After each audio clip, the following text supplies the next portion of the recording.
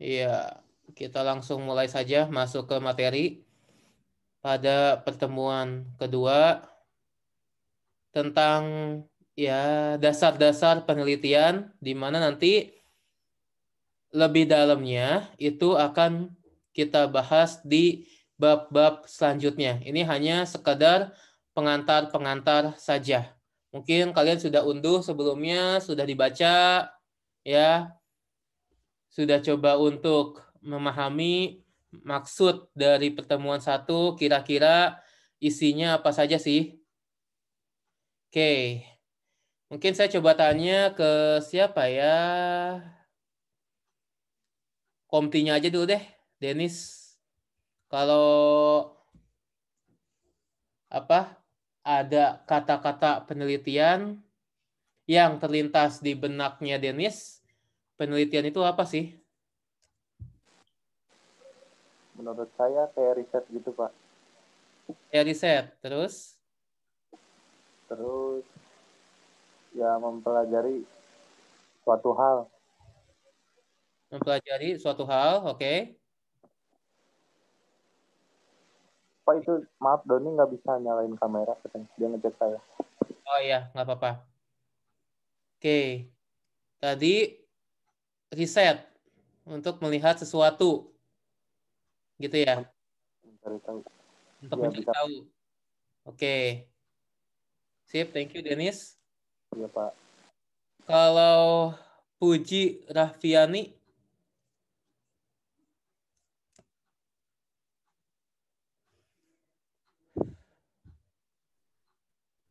Ya, Pak. ya Puji, Ya, saya, Pak. ya kalau berbicara tentang penelitian, apa yang ada di benaknya Puji? Kayak kayak apa ya, Pak? Kayak misalkan kita tuh nyari sesuatu yang benar-benar kita pengen tahu, cari tahu gitu, Pak. Kalau menurut saya sih itu. Oke, ingin mencari tahu eh, apa-apa yang kita ingin tahu atau yang membuat kita penasaran, gitu ya. Iya, Pak, gitu.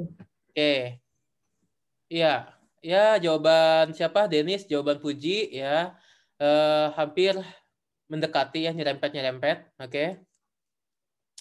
Kalau secara definisi, oke, upaya atau aktivitas yang bermaksud mencari jawaban, ya, yang benar terhadap suatu masalah. Terhadap suatu masalah.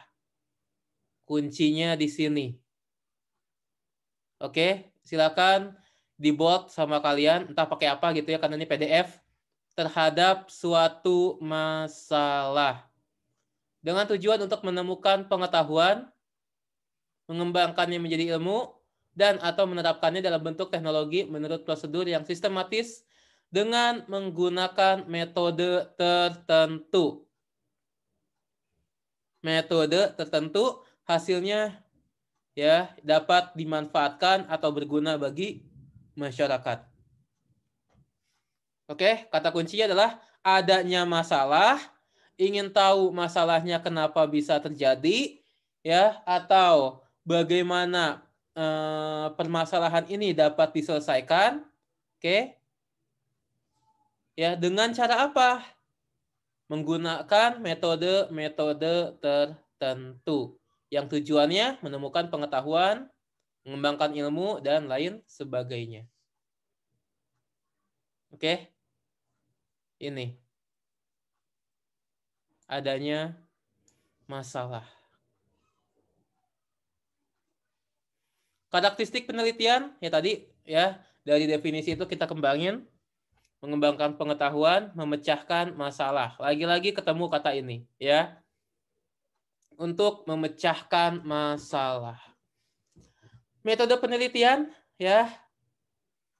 Oke, ya tadi ada permasalahan, kita ingin teliti dengan menggunakan metode-metode penelitian atau cara-cara atau prosedur-prosedur yang digunakan dalam mencapai tujuan penelitian yang dilakukan secara sistematis dan terorganisasi. Metodologi berisi pengetahuan yang mengkaji ketentuan mengenai metode-metode yang digunakan dalam penelitian. Oke, cara ya atau prosedur ya. Ini kata kuncinya. Oke. Kalau penelitian dan ilmu, penelitian merupakan kegiatan yang bertujuan untuk mengembangkan pengetahuan. Ilmu sendiri bagian dari pengetahuan yang memiliki kriteria tertentu. Pengetahuan dan ilmu, pengetahuan pada dasarnya merupakan hasil proses. Melihat, mendengar, merasakan, berpikir yang menjadi dasar manusia dalam bersikap dan bertindak. Siapa yang menemukan ilmu gravitasi? Newton. Newton. Ceritanya gimana sih dia? Ceritanya? Apakah ujuk-ujuk? Tiba-tiba? Sekonyong-konyong? Enggak, Pak. Enggak. Dia duduk di bawah pohon, kemudian tiba-tiba jatuh, gitu kan Michael, lalu berpikir. Iya, Pak. Apel jatuh, ya, lalu berpikir, kenapa apel itu bisa jatuh, ya, lalu itu adalah permasalahannya, kenapa apel bisa jatuh dari pohon, ya, itu permasalahannya. Lalu dia teliti, oh ternyata ada ilmu gravitasi. Oke, ya. Nah, itu ya. Jadi proses melihat, mendengar, merasa, berpikir. Ilmu adalah akumulasi pengetahuan yang disusun secara sistematis dengan menggunakan metode tertentu yang mampu menggambarkan, menjelaskan, meramalkan suatu kejadian atau fenomena secara abstrak, general, dan universal. Oke. Bisa digambarkan, bisa dijelaskan, bisa diramalkan atas suatu fenomena. Oke. COVID-19. Atau nanti dulu deh, kalau saya ngomongin fenomena, ada di slide yang lain, ntar aja dulu. Ini masih dasar. Apa itu fenomena? Nanti kita bahas ya. Ilmu merupakan bagian dari pengetahuan yang memberikan penjelasan mengenai fakta atau fenomena alam. Tadi fenomena alam, contohnya, ya, buah apel jatuh dari pohon. Pengetahuan yang terkandung dalam ilmu dinilai sebagai pengetahuan yang benar untuk menjawab masalah-masalah dalam kehidupan. Metode, ya tadi udah dikasih tahu cara prosedur untuk memperoleh ilmu pengetahuan atau memperoleh pengetahuan ilmiah yang dioperasionalkan dalam penelitian. Karakteristik ilmu, 1, rasional. Maksudnya rasional itu apa? Menggunakan pikiran dan pertimbangan yang logis atau masuk akal. Oke. Menggunakan logika atau penalaran tertentu dalam membuat kesimpulan. Pengetahuan yang teruji, pengetahuan yang disusun berdasarkan fakta atau fenomena berupa kejadian atau segala sesuatu yang dialami dalam kehidupan atau tertangkap dalam pengalaman hidup manusia. Atau yang kita kenal dengan istilah empiris. Ya. Kriteria penelitian ilmiah. Oke, kriteria penelitian ilmiah. Karena penelitian juga ya, riset ya atau research itu tidak melulu harus terkonsep, harus prosedur sesuai dengan prosedur gitu ya. Tapi bagi kalian ya untuk menyelesaikan skripsi atau mungkin nanti skripsinya dibuat dalam jurnal, oke, penelitiannya harus bersifat ilmiah. Yang ditandai dengan apa? Coba Michael tolong dibacain nomor 1. Tujuan penelitian secara jelas. Ya, nah, itu ternyata Katakan tujuan penelitian secara jelas. Tujuannya buat apa? Oh, ingin menguji ada nggak sih pengaruh ya profitabilitas atau laba perusahaan terhadap naiknya harga perusahaan. Ada nggak sih ya pengaruhnya? Oke, misalkan manajemen laba terhadap penghindaran pajak. Oke, ada nggak sih ya kaitannya kondisi pandemi saat ini dengan laba yang dihasilkan oleh perusahaan? Tujuannya itu ingin melihat, ingin menguji, ingin menganalisis, oke, dan lain sebagainya. 2, Michael. Menggunakan landasan teoritis dan metode pengujian data yang relevan. Oke, tahan lagi. Landasan teoritis ini kalau tujuan, kalau di dalam skripsi kalian ada di bab 1 ya. Landasan teoritis ini ada di bab 2. Berisi tentang apa? Teori-teorinya. Kenapa sih kamu atau kalian menguji profitabilitas terhadap harga saham? Emang teori profitabilitas seperti apa? Emang teori harga saham seperti apa? Emang kaitan atau teori yang mengaitkan antara profitabilitas ke harga saham seperti apa? Dan teorinya dari mana? Boleh dari penelitian terdahulu, boleh dari buku, ya. Metode pengujian data. Ini ada di bab 3.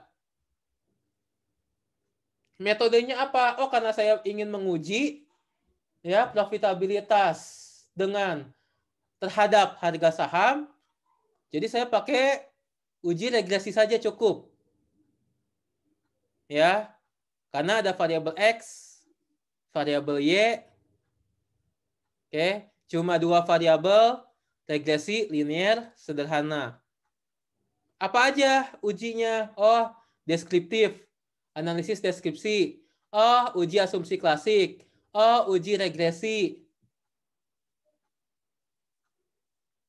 Oke, dan lain sebagainya. Nomor 3. Masih Michael? Mengembangkan hipotesis yang dapat diuji dari telaah teoritis atau berdasarkan pengungkapan data. Oke. Apa itu hipotesis? Hipotesis itu dugaan sementara dari hasil penelitian. Kan tujuan kita ingin menguji, ada nggak sih pengaruh antara profitabilitas terhadap harga saham? Ya, setelah kita rumusin setelah kita membuat landasan teoritis, kita buat kerangka pemikiran, ya, dari teori-teori yang sudah kita baca, yang sudah kita masukin nih di dalam skripsi. Penulis atau peneliti menduga, oh ada pengaruhnya dong profitabilitas terhadap harga saham, ya. Ketika laba naik, gitu ya. Ketika laba naik, maka maka harga saham pun akan diduga ikut naik. Karena investor ya seneng nih melihat profitabilitas yang tinggi dari perusahaan. Maka hipotesisnya adalah profitabilitas berpengaruh signifikan terhadap harga saham. Itu hipotesis. Jawaban sementara atau dugaan sementara dari peneliti. Ya, dari apa? Telaah teoritis atau berdasarkan pengungkapan data. Nomor 4. Kemampuan untuk diuji ulang atau replikasi. Ya, mempunyai kemampuan untuk diuji ulang. Tanpa disadari sebenarnya penelitian-penelitian kalian, penelitian-penelitian ya nanti itu adalah replikasi dari penelitian-penelitian sebelumnya. Penelitian si A, si B, si C, gitu ya. Tapi memang kalian harus punya novelty-nya, harus punya pembaruannya. Mungkin kalau penelitian yang lain, variabel X-nya ada 2.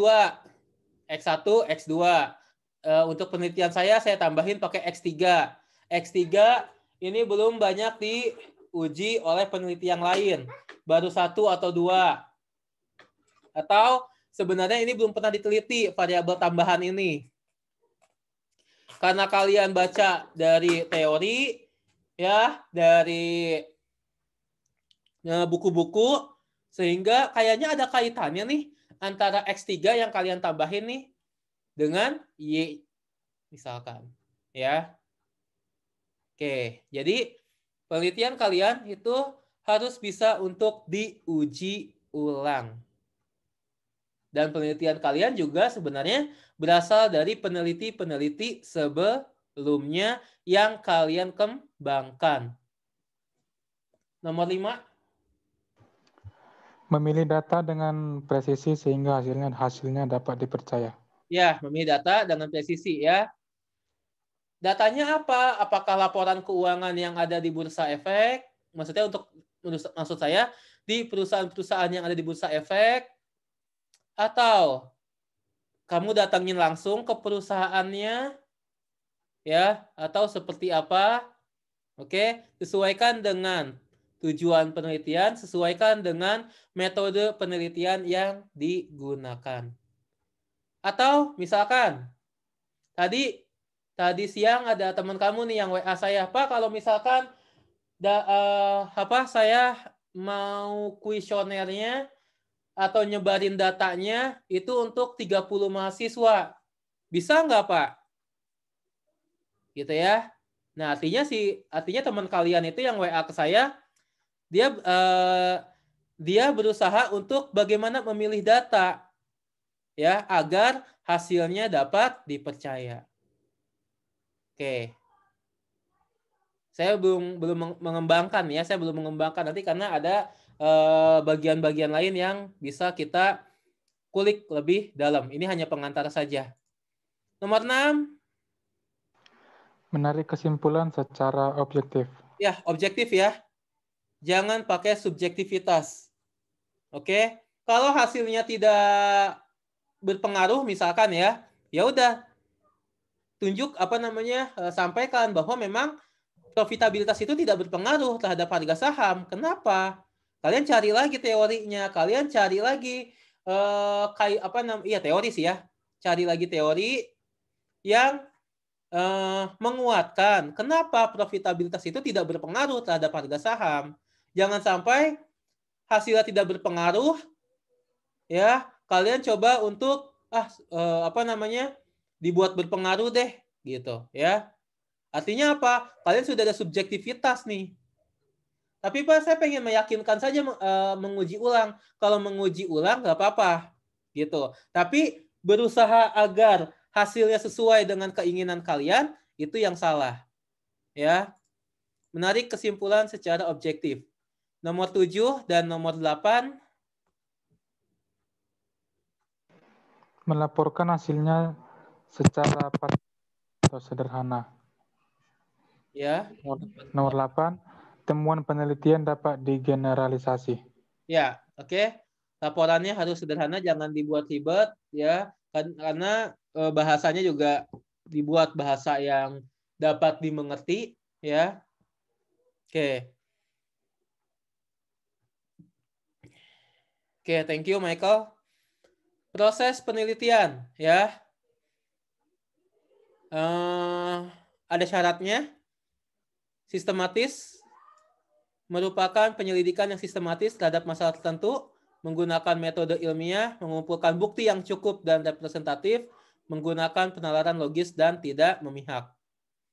Secara garis besar, adanya, tuh kan, masalah, ketemu lagi sama masalah. Ya, adanya masalah, again and again. Ini ada di bab 1, ya, di subbab identifikasi dan perumusan masalah. Iseng ya, coba kalian lihat skripsi kakak kelas kalian bagaimana formatnya, bagaimana bentuk ya atau isi dari setiap bab. Kalian coba pahami dulu. Oke. Ini ada di bab 1 setelah latar belakang penelitian. 2, telaah teoritis. Ini ada di bab 2. Ya. 3, pengujian fakta. Ya. Saya gabungin aja bab 3 sama bab 4. Metodenya di bab 3, hasil pengujiannya di bab 4. Lalu kesimpulan. Ini ada di bab 5. Ya. Oke. Teman-teman kalau kecepatan tolong kasih tahu. Sehingga mind map ataupun kerangkanya seperti ini. Masalahnya apa? Ya. Masalahnya apa?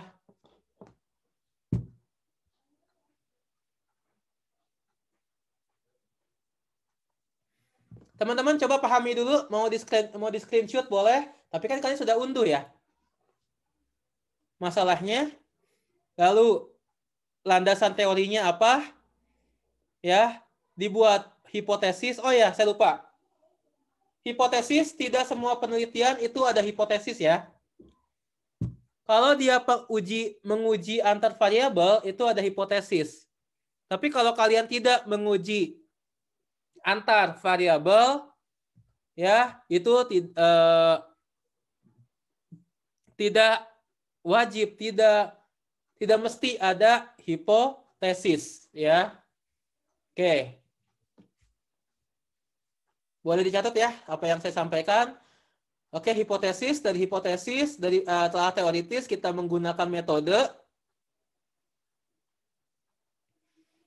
Oke, lalu dapat hasil. Apakah hasilnya sesuai dengan hipotesis atau tidak? Baru kita menarik kesimpulan. Teman-teman, bantu saya untuk menjawab dari bagan ini. Berarti kalau kalian ingin memulai skripsi, kalau kalian ingin memulai penelitian, berarti diawali dari apa ya? Masalah, Pak. Masalah. Bukan mencari judul. Bukan. Ya. Kebanyakan dari kita ya adalah yang pertama kali dilakukan mencari judul. Itu yang keliru sebenarnya. Ya. Ada nggak di sini mencari judul apa? Mencari judul. Ada dalam bagan ini ada nggak mencari judul? Tidak. Tidak ada. Tidak, Pak. Tidak ada, Pak. Iya. Oke. Nah, tadi tadi siang atau yang kemarin ada teman kalian yang saya ini kita diskusi, Pak, saya nemu judul bla bla bla bla gitu kan. Lalu yang saya tanya pertama kali adalah permasalahannya apa? Gitu, ya. Kalau judul it's okay lah, ya. Tapi pengen tahu dulu permasalahannya apa? Ada di sini apa di kelas malam ya? Kayaknya di sini deh, soalnya pas di kelas malam nggak ada yang jawab. Boleh nggak saya ungkapin? Dalam arti biar kita bisa diskusi nih. Jadi judulnya atau mungkin tema besarnya adalah tentang, lupa kan saya. Mahasiswa apa pilihan kerja ya? Jadi apa orang pajak atau apa sih? Ada nggak orangnya di sini? Saya, Pak. Siapa nih? Salsabila. Iya, Salsabila. Apa ya? Ini keren loh. Saya salut sama Salsabila. Sabila apa Salsabila sih? Salsabila, Pak. Oh, oke, Salsabila ya. Di WA-nya tulisannya Sabila doang. Iya. Nah, ini saya salut sama kebelibet saya ngomong. Saya salut sama Salsabila. Baru pertemuan pertama sudah WA ke saya ingin memulai penelitian. Oke. Salsabila dulu ke saya tentang intinya adalah gini, nggak apa-apa ya Salsabila ya? Iya Pak, nggak apa-apa. Oke. Tentang karir, keputusan mahasiswa untuk karir setelah lulus. Tahu nggak sih mereka bekerja di bidang perpajakan? Gitu kan intinya ya, Salsabila ya? Iya Pak. Nah, saya kan nanya ke Salsabila di WA, emang permasalahannya apa? Gitu kan?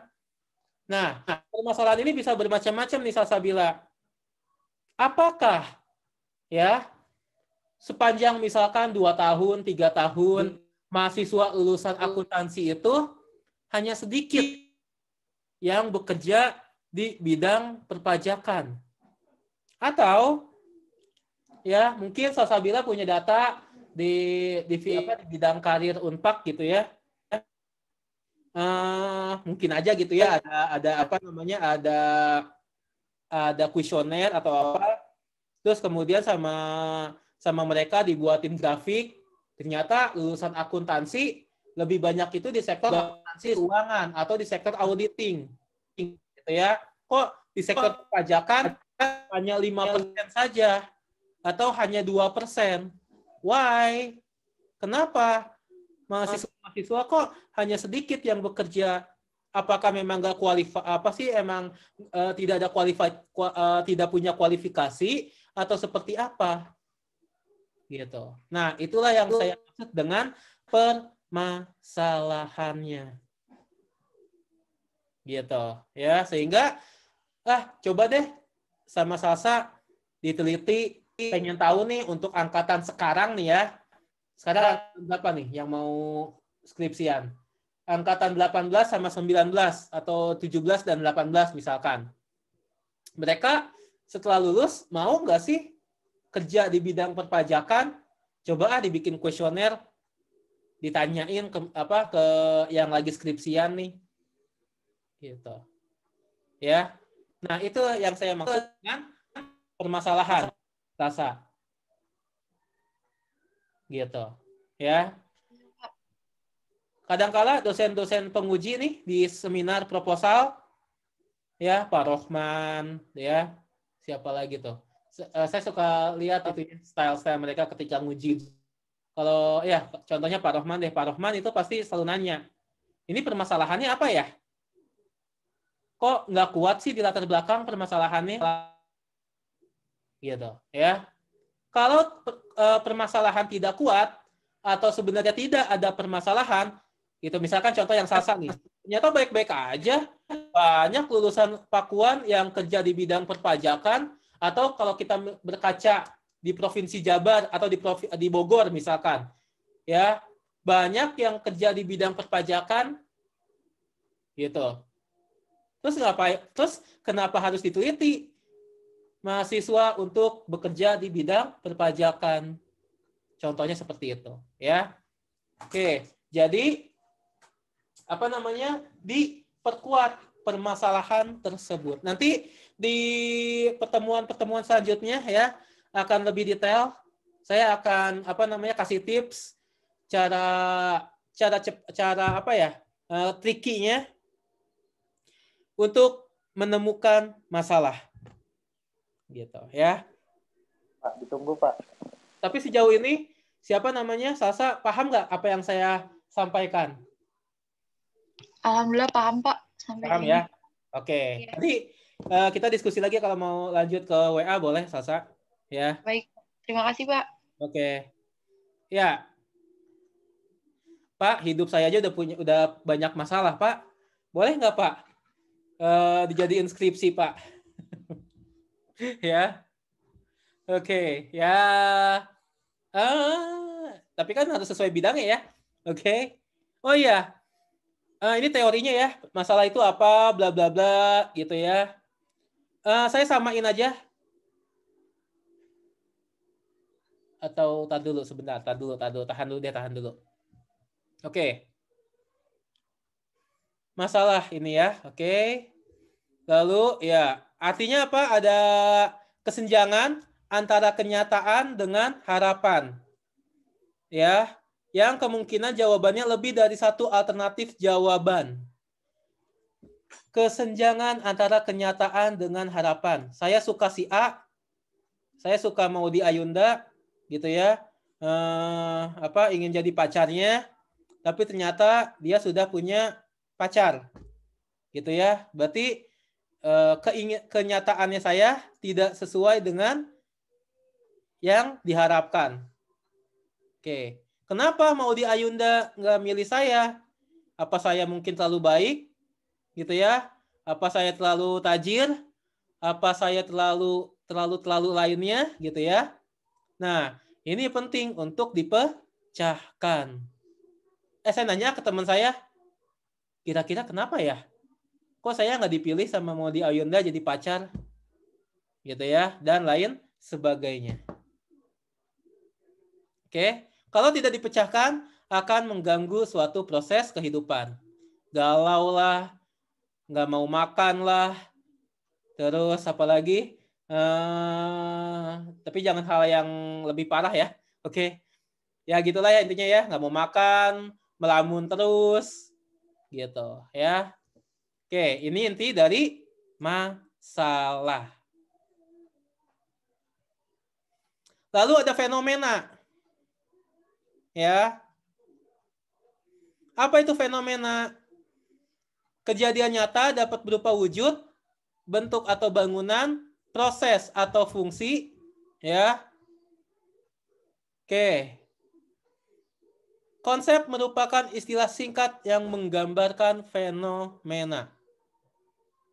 Konsep mengekspresikan suatu abstraksi yang terbentuk melalui generalisasi dari pengamatan terhadap fenomena-fenomena yang menyusun dan mengklasifikasikan fenomena-fenomena yang memiliki kesamaan karakteristik. Fenomena. Oke. Dengan adanya COVID, ya, banyak karyawan yang dirumahkan. Fenomenanya apa? COVID-19. Permasalahannya apa? Ya, banyak pegawai yang di PHK. Dengan adanya COVID, ya, untuk pertama kalinya, sebuah fast food ternama, sebuah fast food yang kalau kita mendengar namanya, aduh duit gue nggak cukup, aduh nunggu takdiran dari temen nih, gitu kan? Ya, sekarang jualan di pinggir jalan, sejajar dengan punten, ya, pedagang-pedagang kaki lima. Pegawainya punten, gitu kan, harus misalkan apa sih dia sambil di pinggir jalan, ya biasanya kan pegawainya kan di tempat ber-AC, pakai dasi, gitu kan, ya nyaman lah ya. Tapi sekarang harus di pinggir jalan, harus megang papan, harus teriak-teriak. Walaupun terakhir kita lihat udah nggak teriak-teriak lagi, udah pakai apa sekarang? Pakai toa ya, toa yang otomatis bunyi gitu, ya. Coba bayangin, baru karena fenomena COVID, ya, dimana di awal-awal itu kan kita tutup ya, banyak resto yang tutup kan, atau harus dine in kan, gitu. Ya sebuah fast food ternama jualan di pinggir jalan. Fenomena, permasalahannya apa? Gitu. Kenapa seperti itu? Kok tetangganya ya yang kakek-kakek tua, yang kakek-kakek gitu ya, atau yang badut, kok nggak seperti itu? Tapi memang si kakek-kakek kalau kita baca koran ya, banyak gerainya yang tutup sih. Banyak banget gitu ya. gerainya tutup. Oke. Nah, kok yang kakek-kakek sama yang badut enggak? Gitu, ya. Kenapa hanya itu doang yang harus jualan di pinggir jalan? Ya, nah, telitilah sama kalian. Why? Seperti itu, ya. Oke. Dan lain sebagainya. Dari konsep kita menemukan variabel, ya. Variabel adalah konsep, tapi tidak semua konsep adalah variabel. Karena konsep yang mempunyai variasi sifat, besaran, apalagi nih, atau jumlah yang bernilai kategorial, itulah yang disebut dengan variabel. Atau yang bisa diukur. Makanya kalian penelitiannya adalah misalkan tadi pengaruh profitabilitas terhadap harga saham. Bisa nggak diukur? Bisa. Profit diukur dengan ROA misalkan. ROA itu dapatnya dari mana? Masih ingat rumus ROA? Laba dibagi, lupa saya. ROA, return on asset. Oh ya, laba dibagi total aset. Harga saham bisa diukur nggak? Bisa. Dari harga saham harian misalkan. Ya. Atau harga saham bulanan. Atau harga saham tahunan. Bisa diukur.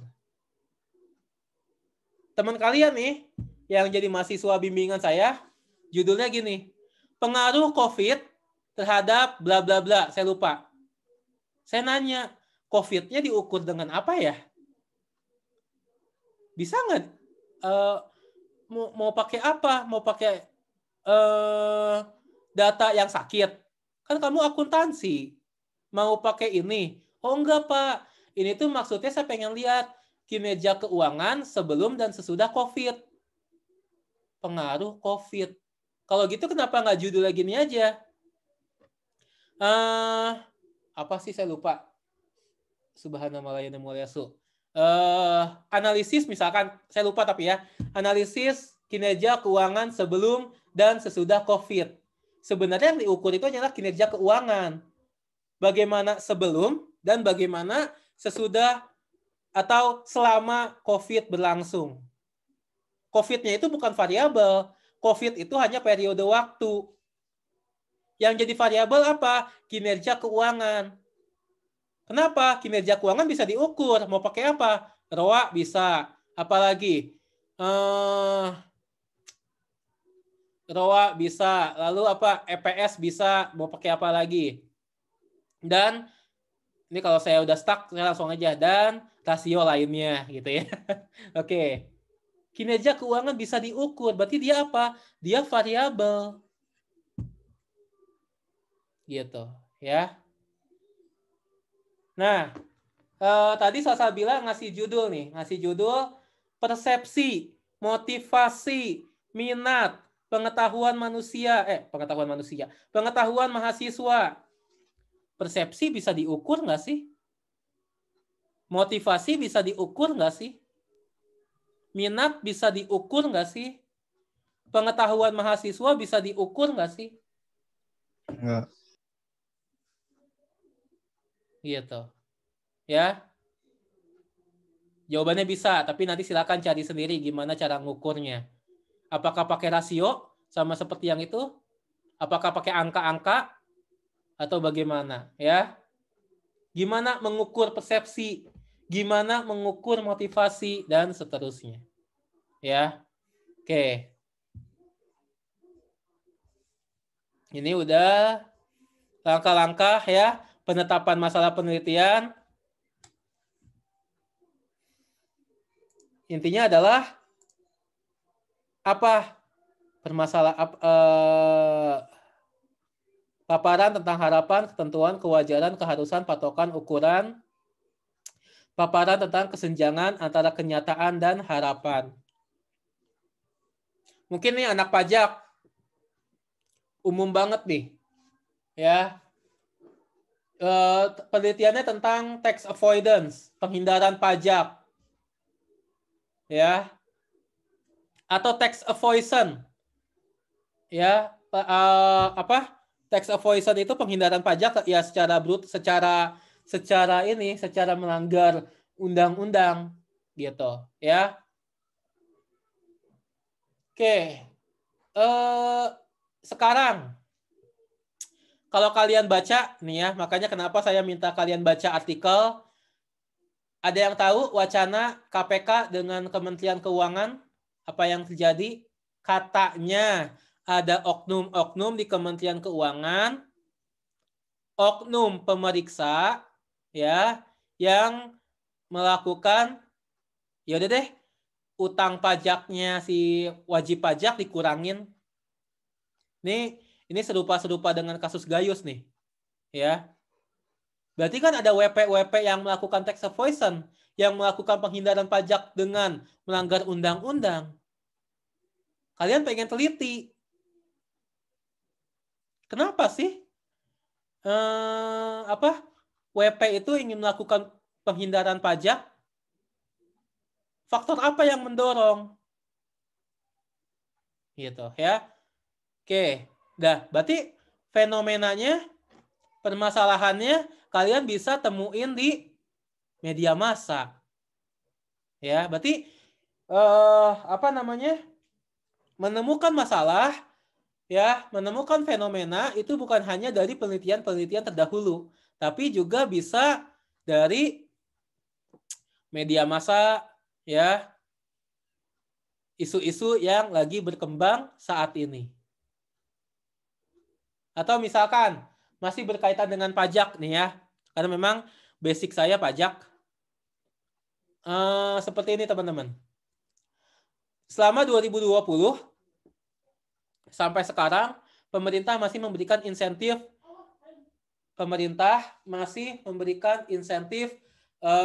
terkait dengan kondisi pandemi kepada wajib pajak.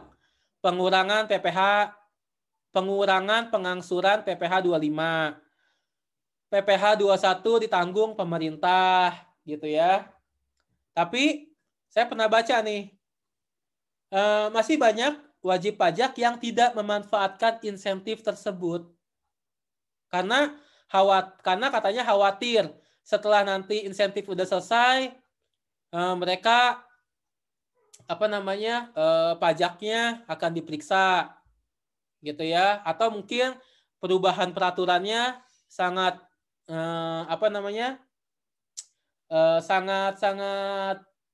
sangat besar gitu perubahannya, sehingga menjadi beban bagi wajib pajak misalkan gitu ya.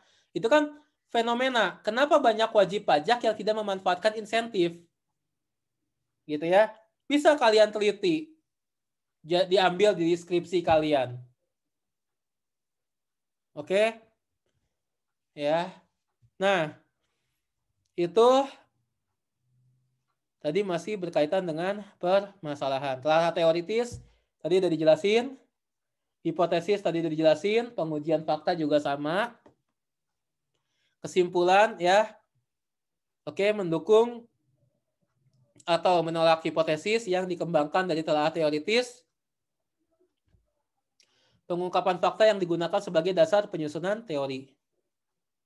Paradigma penelitian. Ini paradigma penelitian juga ada di bab 2. Ini sebelum hipotesis sebenarnya. Oke. Paradigma penelitian, paradigma kalian untuk merumuskan hubungan antara X dan Y seperti apa. Baru ditarik hipotesis. Oke. Maka paradigma ini ya ada dua, kuantitatif atau kualitatif. Ya. Di mana kalau kuantitatif pendekatannya adalah dengan pendekatan deduktif, berarti umum ke khusus. Kalau kualitatif, pendekatan induktif dari khusus ke umum. Oke, ini perbedaannya ya. Nanti kita kembangkan di bab berikutnya atau pertemuan selanjutnya ya. Silakan dibaca ya. Saya nggak akan terlalu detail di sini. Oke, berpikir induktif tadi saya sudah jelasin ya. Kalau induktif dari hal khusus ke yang umum. Deduktif umum ke khusus. Kalau di buku itu ada buku penelitian kualitatif, ada buku penelitian kuantitatif. Oke? Silakan nanti kalian baca-baca perbedaannya apa sih? Nanti saya kasih rekomendasi jenis bukunya. Ya. Oke. Ada pertanyaan dulu sebelum saya memberikan tugas?